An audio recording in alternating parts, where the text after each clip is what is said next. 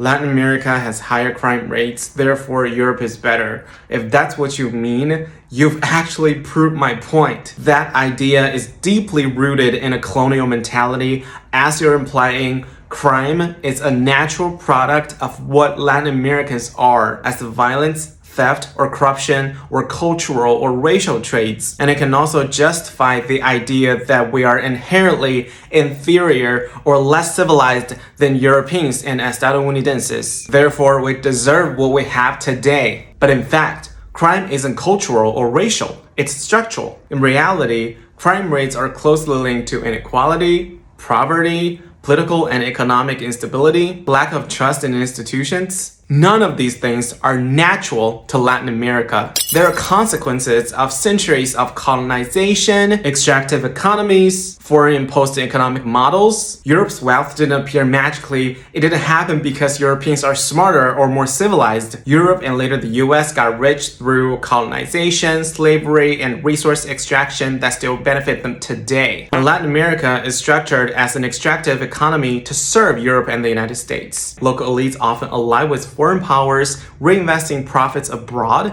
instead of building inclusive economies in Argentina. Europe being safer isn't because Europeans are better, it's because they historically structured the global system to their advantage. After World War II, cities like Berlin, Warsaw, Rotterdam were literally in ruins. In Germany, black markets and smuggling flourished. Crime rates, especially property crime and petty theft, were through the roof. But from the late 1940s to the 1960s, European countries built and expanded public health systems, pensions, unemployment insurance, and free education. The British NHS launched in 1948, guaranteeing universal healthcare, and then crime rates fell dramatically from the 1950s into the 1970s. The idea that Europe is inherently safe ignores the fact that it became safe because of deliberate policies after an era of poverty and violence.